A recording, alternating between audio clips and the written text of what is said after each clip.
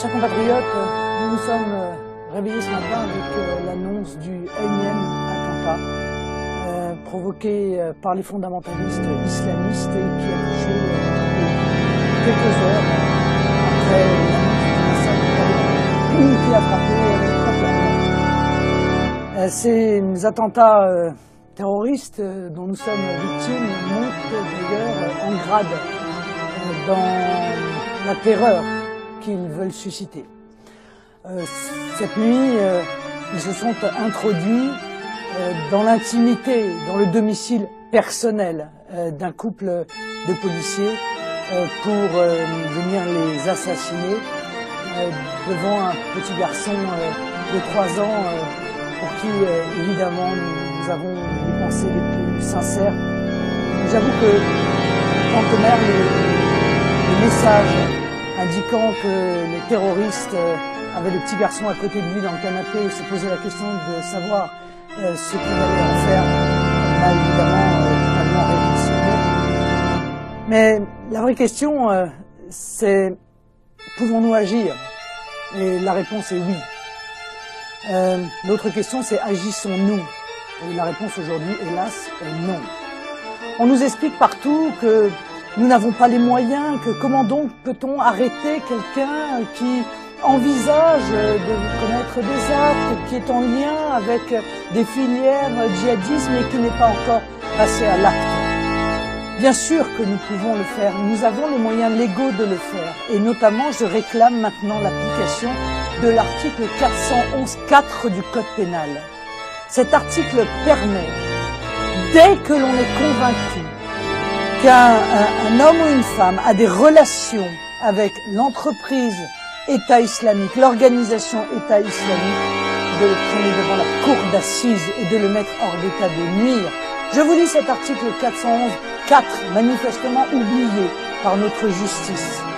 Le fait d'entretenir des intelligences avec une puissance étrangère, avec une entreprise ou organisation étrangère, ou sous contrôle étranger, ou avec leurs agents, en vue de susciter des hostilités ou des actes d'agression contre la France, est puni de 30 ans de détention criminelle et de 450 000 € d'amende. Il en est de même pour le fait de fournir à cette puissance étrangère, à cette entreprise ou à cette organisation étrangère les moyens d'entreprendre des hostilités ou d'entreprendre des actes d'agression. Si cette mesure-là avait été mise en œuvre pour celui qui a lâchement assassiné ce couple de policiers, lorsqu'il est passé devant le tribunal en 2013, eh bien, il n'aurait pas pu commettre cet acte. Car il a déjà été condamné. J'ai envie de dire que lui, comme les autres avant lui, coche toutes les cases.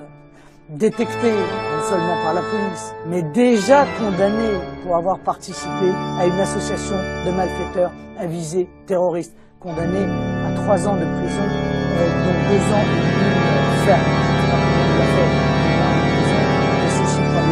Sera un sujet d'indignation. Deuxièmement, nous avons les moyens de la déchéance de nationalité, balayée d'un revers de main par le gouvernement.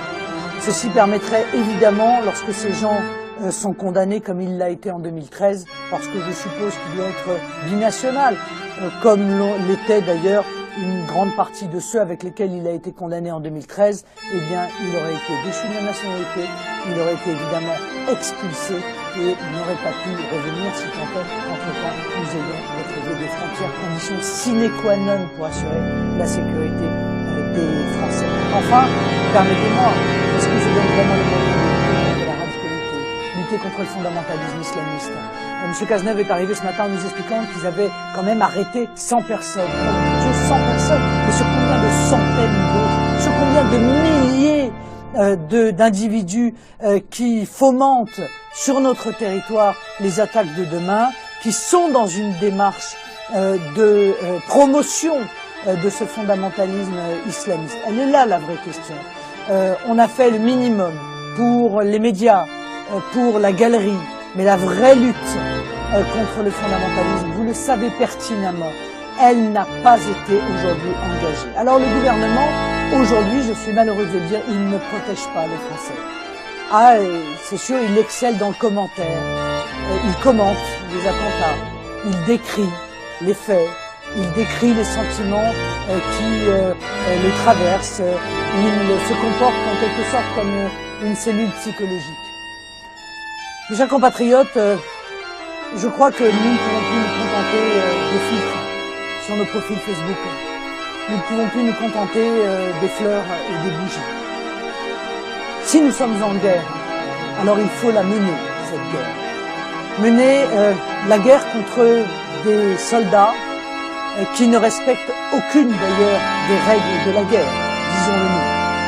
Il faut nous donner les moyens de la mener et de protéger nos compatriotes français parce que, au-delà du chagrin, au-delà de la compassion, au-delà de la révolte que nous ressentons tous ce matin, c'est cela que nous attendons du gouvernement français et du président de la République. Protéger les Français.